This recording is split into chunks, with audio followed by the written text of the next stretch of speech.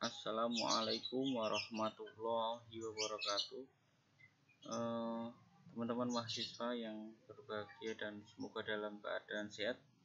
Kita akan melanjutkan tema kita dalam mata kuliah sejarah perkembangan hukum Islam pada tema ke-12 atau pertemuan ke-12 dengan tema perkembangan hukum Islam di Indonesia pra kemerdekaan. Tema ini bertujuan untuk kita mengetahui bagaimana hukum Islam di masa penjajahan atau pada masa pra kemerdekaan dan apa pengaruhnya terhadap perkembangan hukum Islam di saat ini. Apakah adakah di sana itu hal-hal yang mempengaruhi perkembangan hukum Islam hingga saat ini.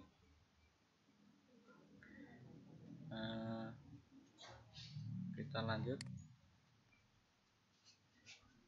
Setidaknya ada beberapa hal yang perlu saya tegaskan di sini, yaitu tentang bagaimana kondisi hukum Islam di masa kerajaan, kemudian bagaimana hukum Islam di masa Belanda, Jepang, tapi secara garis besarnya ya, nanti teman-teman bisa mengeksplornya sendiri lebih detail.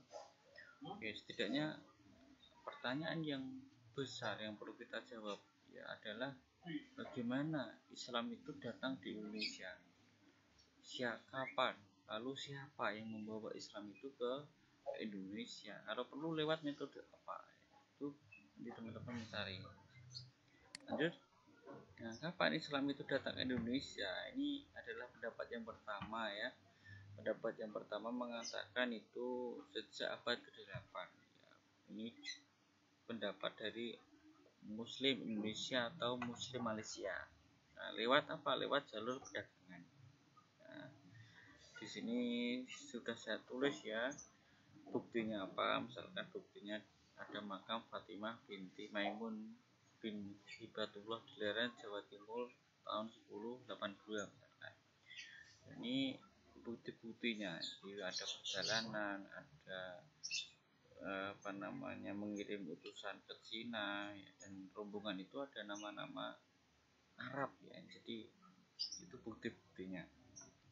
Lalu pendapat yang kedua bahwa Islam di Indonesia itu bukan abad ke-8 seperti pendapat pertama, tapi pendapat ke-13 karena ditemukan misalkan adanya batu nisan di Sumatera, ada batu nisa Sultan Malik, ada batu nisa Rohmah Rasah, kemudian nisan Malik Ibrahim dan sebagainya. Ini adalah bukti. Jadi pendapat ini dipegang oleh ilmuwan Belanda dan negeri barat. Lalu ya, dari manakah Islam itu datang?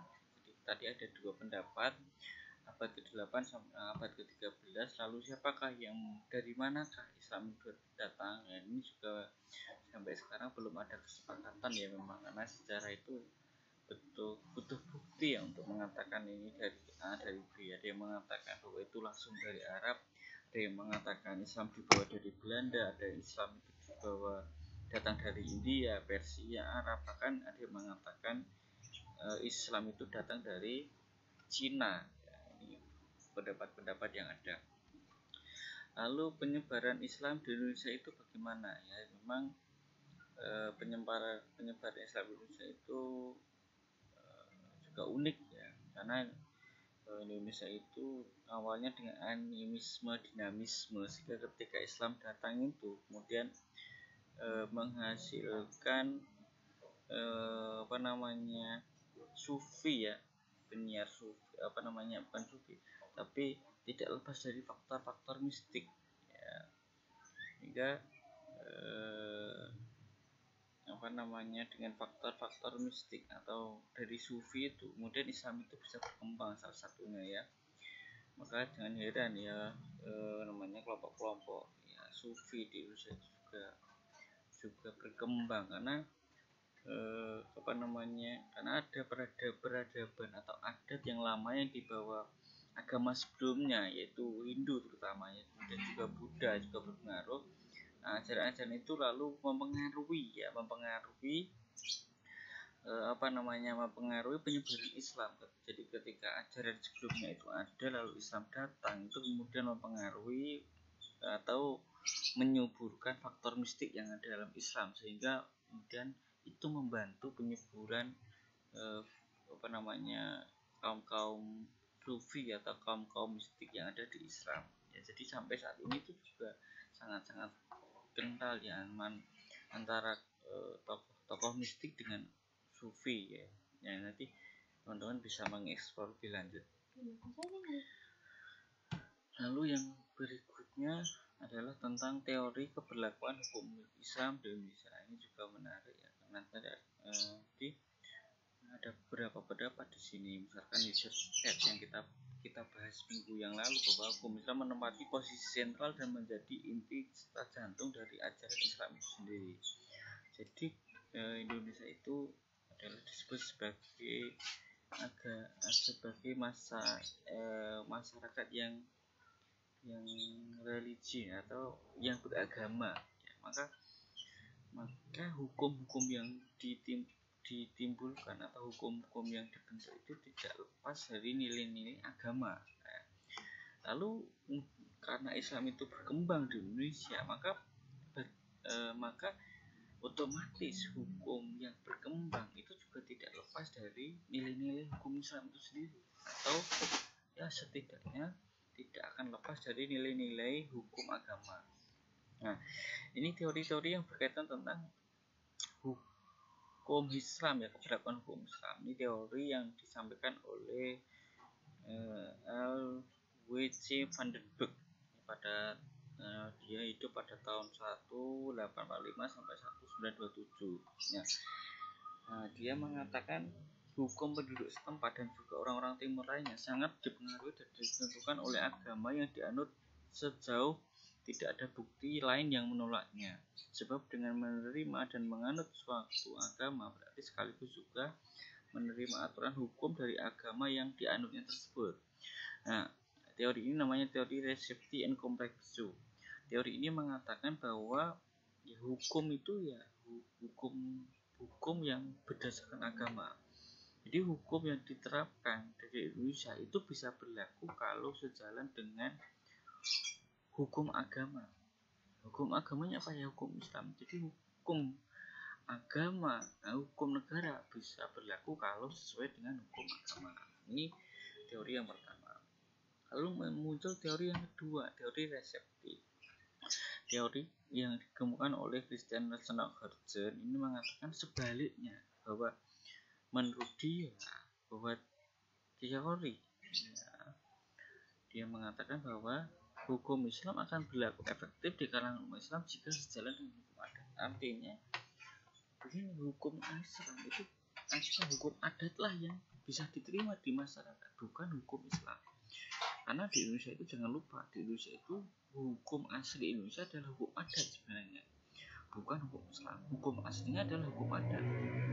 Lalu menurut Snokhurgen mengatakan bahwa bukan hukum Islam yang diterima di Indonesia, tapi hukum adat. Lalu kalau ada hukum Islam, maka dia mengatakan hukum Islam bisa diterima kalau dia bisa diterima oleh adat. Ini juga sangat bertentangan, dan teori ini adalah teori yang sangat ditentang oleh masyarakat, terutama pejuang hukum Islam, karena beda antara adat dengan hukum Islam. Karena adat belum tentu sesuai dengan prinsip-prinsip hukum Islam, walaupun sebenarnya ada juga adat yang tidak bertentangan hukum Islam. Masalahnya itu kalau adat bertentangan dengan hukum Islam, itu yang jadi masalah. Nah, ini adalah teori yang disampaikan Snokhurgen. Nah, teori yang berikutnya adalah teori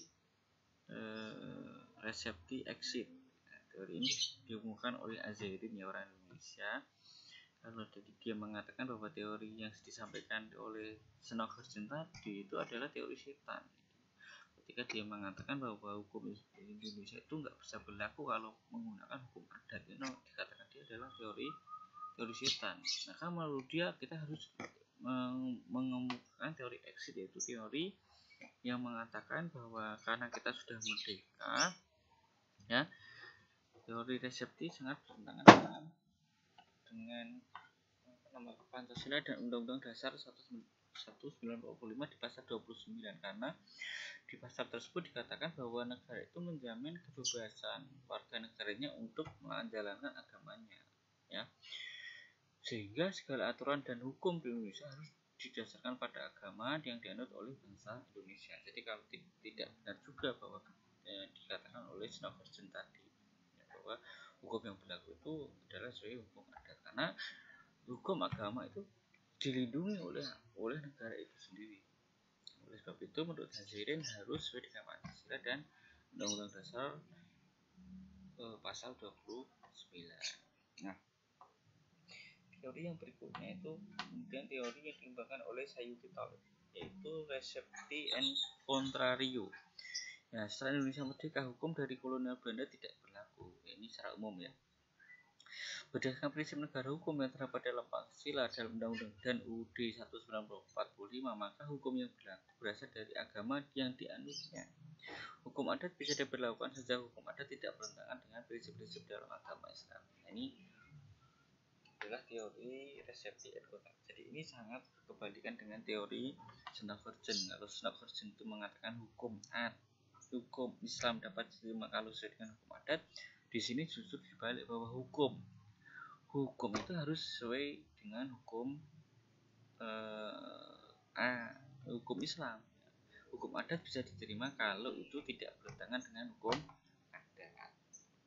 Oke, kita ada beberapa catatan di sini. Memang ini catatan penting, ya. Catatan teori keberlakuan hukum Islam Indonesia. 1.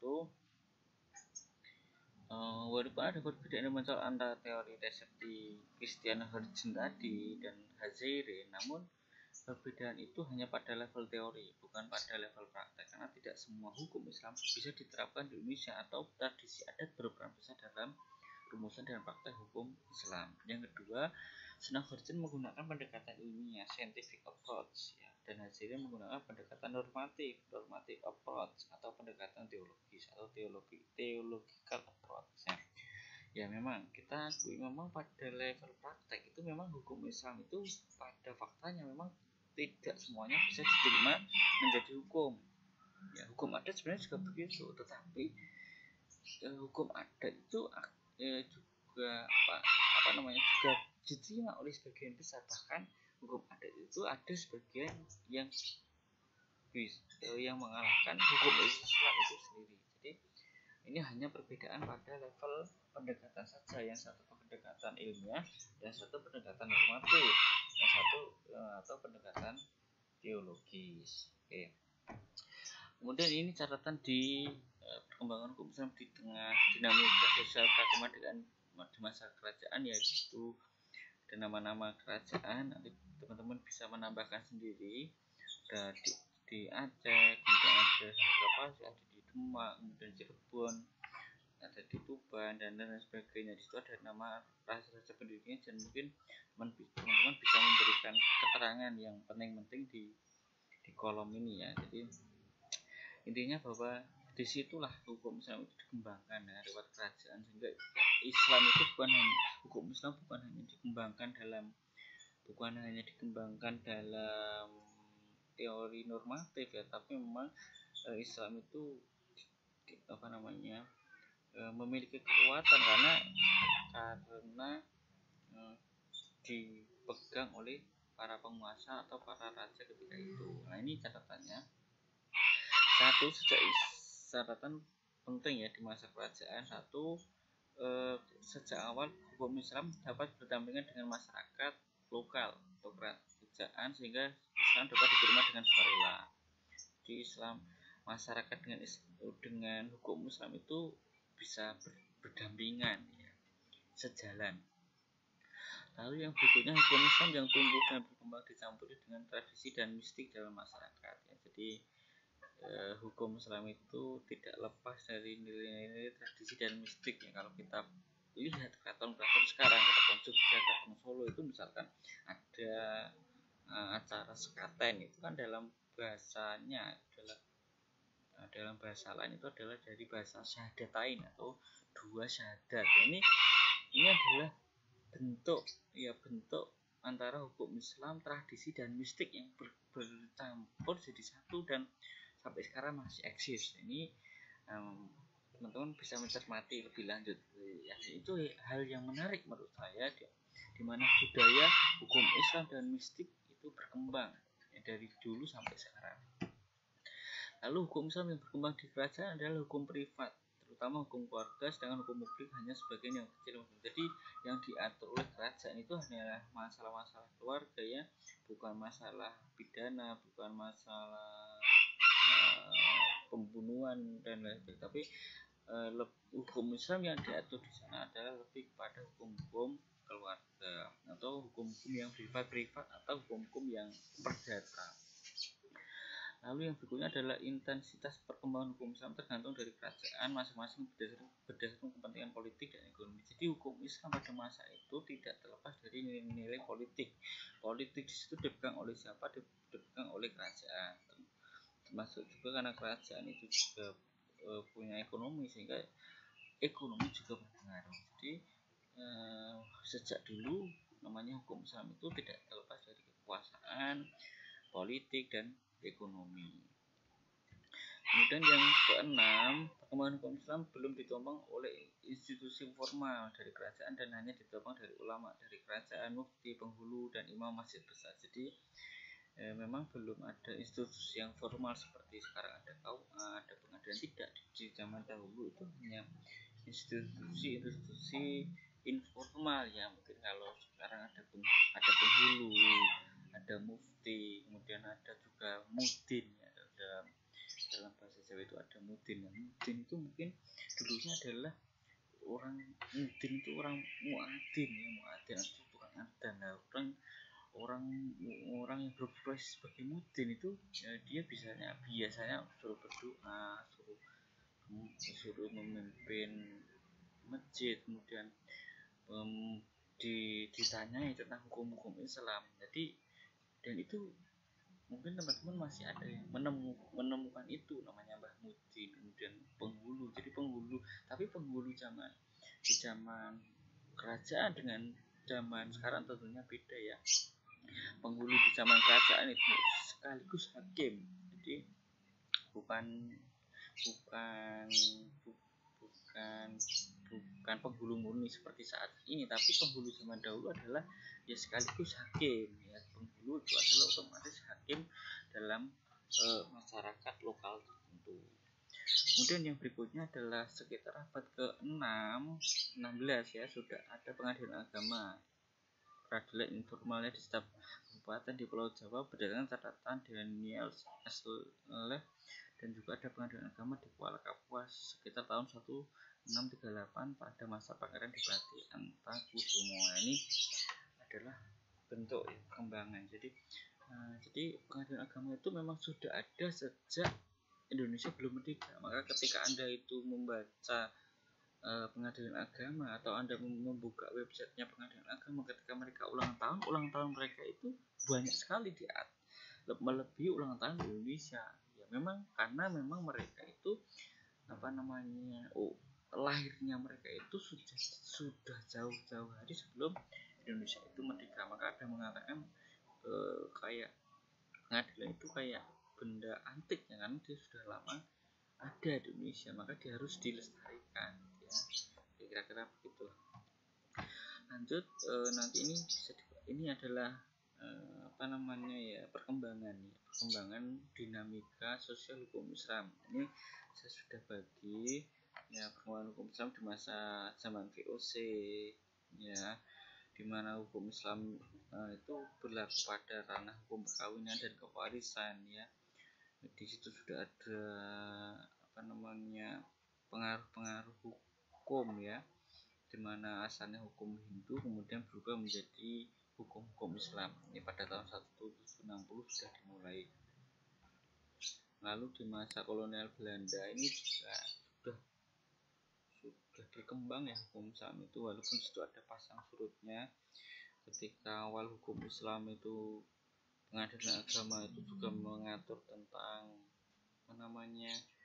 tentang kewarisan, tentang perkawinan, tetapi kemudian pernah juga ketika di masa Belanda itu perkawinannya tetap diurus, masalah perkawinan tetap diurus oleh pengadilan agama, tetapi kewarisannya itu sempat dialihkan kepada pengurusannya atau peradilannya itu diurus oleh pengadilan negeri. Ini adalah upaya Belanda untuk mengurangi penerapan hukum Islam, sehingga warisan itu harusnya di pengadilan agama, lalu kemudian ditarik harus diselesaikan di pengadilan negeri. Sekali lagi ini adalah politik ya, sehingga kemudian muncul ya beberapa perang di situ ya, ada perang di Ponorogo, perang Aceh, perang Pati dan lain sebagainya. Ya walaupun perang-perang ini sebenarnya bukan hanya alasan hukum Islam ditarik ke pengadilan, warisan ditarik ke pengadilan negeri, tidak, tapi memang karena perang yang di sini itu adalah karena ya bentuk reaksi mereka terhadap penjajahan yang dilakukan oleh Belanda, dan tentunya banyak faktor ya, kenapa perang itu terjadi ya. Oke, lanjut. Ini adalah di masa Jepang ya. Masa Jepang itu, ingat ya, masa Jepang itu hanya sekitar 3 tahunan, sehingga hukum Islam ketika di masa Jepang itu juga tidak terlalu signifikan berkembang ya, karena ya Jepang itu mohon maaf sekali dalam bahasa mudahnya mungkin juga tidak ahli hukum ya. Kalau Belanda memang dia pusatnya sumber produksi hukum itu memang di Eropa ya, dari Belanda ya, dari Belanda. Kalau Jepang ini karena dia juga sudah hanya meneruskan Belanda, sehingga dia hanya meneruskan kebijakan dari Belanda dan hanya mengganti nama-nama istilah hukum yang ada di masa Belanda itu. Nah, ini adalah catatan di menjelang kemerdekaan ya. Di situ ada upaya di situ ada Piagam Jakarta ya, bahwa di situ ada dukungan tegas terhadap kedudukan hukum Islam ya. Di situ muncul